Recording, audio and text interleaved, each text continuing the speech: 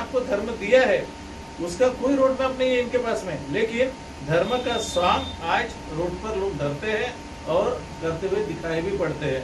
हमारे संविधान के अनुच्छेद 25 से 29 तक, संविधान में 25 से 29 तक आपको पूरे धर्म की स्वतंत्रता है। कौन से भगवान को मानना है, किसको करना है, कौन सी पूजा करना है, कौन सी पूजा पद्धति अपनाना है, ये आपको दिया हुआ है, अधिकार है, धर्म का ये अधिकार है। लेकिन धर्म का अधिकार आपके घर के अंदर है मैडम, रोड पे नहीं है। लेकिन यहाँ पे रोड पे वो किया जाता है और ये हमारे नेताओं के मन मर्जी अनुसार समाज के लोग धर्म के नाम पर आज लोगों को जाति की चौकट से बांध कर रखते हैं। इसके बाद में इतना ही नहीं तो वो धर्म को निकालकर सड़क पर लाए हैं और जाति लोगों का विनाश को निमंत्रण देती है। और मेरी जाति श्रेष्ठ, मेरा धर्म श्रेष्ठ के चक्कर में ऊंच नीचता का भाव आज लोगों के मन में टूट टूट कर भर देते हैं। ऐसी बहुत सी संस्था है जो ये काम कर रही है कि लोगों को जाति धर्म में उलझा के रखे। भारतीयता की बात कोई नहीं करता और इससे नेताओं का बहुत बड़ा योगदान है इस बातों के लिए, ऐसा मैं आपके माध्यम से कहना चाहूँगा। सर, लेकिन भारत में सर्वप्रथम सांस्कृतिक मूल्यों की रक्षा हेतु धर्म का पहला प्रयोग लोकमान्य तिलक ने पुणे में किया था और पूरी तन्मयता के साथ धर्म की पराकाष्ठा को दांव पर लगाया था, तो क्या वह गलत है? मैडम जी, मैंने ऐसा नहीं कहा कि वो गलत है या सही है।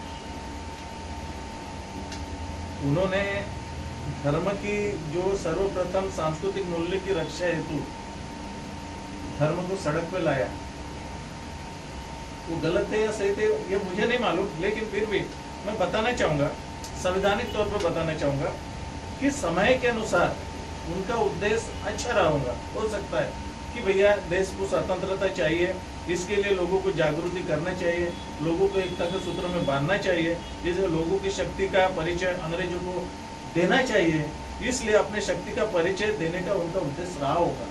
हो सकता है मे भी, लेकिन जब सोच कर तो देखो मैडम कि इसका परिणाम आगे भारतीय जनमानस पर क्या पड़ा है। आज हर आदमी, हर मनुष्य धर्म के इसमें इतना अंधा हो गया कि वो आगे की किसी की बात नहीं सुनना चाहता।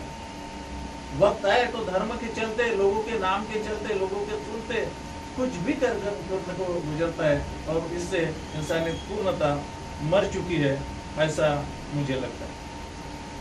भारतीय क्षितिज पटल पर अनेक नेताओं का उदय हुआ, जैसे कि महात्मा गांधी, डॉक्टर बाबा साहेब आम्बेडकर, पंडित नेहरू, सरदार वल्लभ भाई पटेल और अनेकों। तो तो क्या हम ऐसे मान्यता कर सकते हैं कि उनकी पढ़ाई करके हम ऐसे मान्यता कर सकते हैं कि भारत के ये कर्ता धर्ता रहे हैं? हाँ, भारत के कर्ता धर्ता इन लोगों को कर्ता धर्ता तो नहीं मगर शिल्पकार कहा जा सकता है स्वतंत्रता के बाद के भारत को। वो इसलिए उनको शिल्पकार कहा जा सकता है कि जब भारत में संविधान बन रहा था ना मैडम, तो इनमें से दो लोग थे, एक जाहल मतवादी थे और एक शांतिप्रिय लोग थे। तो इसमें ये दोनों के बीच में से क्रांति शब्द भी आया। तो इसके चलते इसमें क्या होता था कि ये जो लोग काम कर रहे थे, तो कोई लोग जाति को महत्व दे रहे थे, धर्म को महत्व दे रहे थे और कोई लोग सिर्फ लोगों को महत्व दे रहे थे।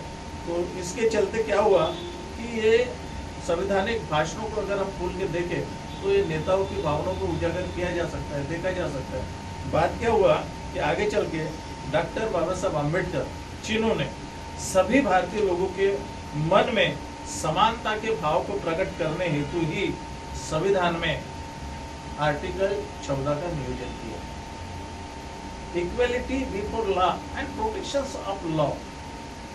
ये आर्टिकल 14 बताता है।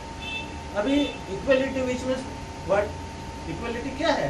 तो इक्वलिटी में पूरी तरह से समानता का भाव हो, लेकिन यहाँ तो जाति से धर्म का भाव जुड़ा है, धर्म से जाति का भाव जुड़ा गया।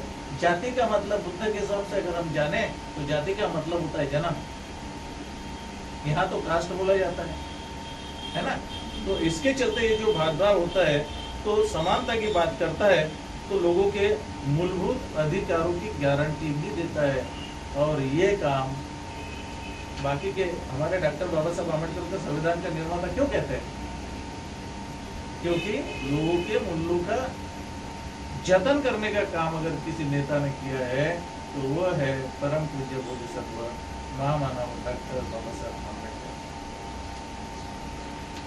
तो वर्तमान में क्या भारत के अंदर आज के नेता इन मान्यवर नेताओं के नाम की गंदी राजनीति करते हैं, ऐसा आपको लगता है? हाँ मैडम, मुझे पूर्णतः ऐसा लगता है कि आज स्वतंत्रता के बाद इस भारत के जो नेता है, चाहे वो किसी भी पार्टी के हो, किसी भी इसमें हो, तो 5% नेता छोड़ दिया जाए तो 95% नेता अपना अड़ोस पड़ोस भी भूल जाते हैं। वो तो सिर्फ और सिर्फ खुद के लिए जीते हैं और खुद के लिए मरते हैं। समाज से उनका कोई लेना देना नहीं है। और इसलिए मैं कह सकता हूँ कि ये लोग भारत के लोगों के मूलभूत अधिकारों के साथ में खेलते हैं। और इस अनुच्छेदों की बात अगर करें, आंखें मूंद कर हम कह सकते हैं कि समानता और असमानता पर ये नेता अधिक काम करते हुए दिखाई पड़ते हैं। ये नेताओं का कार्य जन कल्याण की भावना नहीं होकर स्वहित की बातें करते हैं। देखिए, आज का एक नगर सेवक देखिए, झोपड़े में रहता है, जैसा चुन के आता 5 साल के अंदर में उसका 3 मंजिली बिल्डिंग बन जाता है। कैसा बनता है? कोई पूछता है? पूछने वाला होता है? अरे एक चपरासी होता है, वो इनकम टैक्स भरता है, इनको तो ये भी माफ रहता है, इनको कौन काल पे माफ रहता है। नेताओं पे मेरा रोष है, ऐसी बात नहीं है। मैं सच को उजागर करना चाहता हूँ, सच तो यही है ना बेटा। और इसलिए आज भारत की जो शिक्षा प्रणाली है ये बहुत महत्वपूर्ण है। तो शिक्षा प्रणाली, हमारी आज की जो शिक्षा प्रणाली है वो संस्कृत नहीं है, क्योंकि इसमें धर्म को घुसेड़ा जा रहा है, इसमें जाति को घुसेड़ा जा रहा है। आप देखिए ना, आपके स्कूलों में जैसे जाएंगे ना, सबसे पहले आपके जाति का नाम पूछा जाता है, जाति के ऊपर में बात की जाती है, जो कि कानूनन बंदी है। लेकिन कौन मान रहा है? मान रहा है कोई? एक वहाँ का लिपिक भी आपसे वो बात करेगा, और स्कूल के कॉलेज के प्रोफेसर हो, ये शिक्षा तक विद्यार्थी जीवन में असमानता का भाव स्कूलों में जहाँ पैदा होते हैं ना, वहाँ पे भी देखा जा सकता है। और बच्चों का दाखला लेते वक्त भी ये जाति का डांस परिवारों को झेलना पड़ता है मैडम। और इसलिए हमारा जो अनुच्छेद है आर्टिकल 14, इसका पूर्णतः उल्लंघन होता है, ऐसा मैं कहूँगा, क्योंकि आर्टिकल 15 इसको प्रतिबंधित करता है, लेकिन हम उसको नहीं मानते। हम आर्टिकल 14 का तो अनुसरण नहीं कर रहे हैं, तो आर्टिकल 15 तो और थोड़े दूर की बात है। इसलिए ऐसा होता है, ऐसा मुझे लगता है।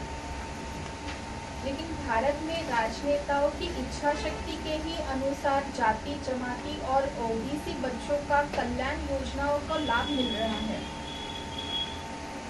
देखिए मैडम जी, बात ऐसी है कि आपके प्रश्न में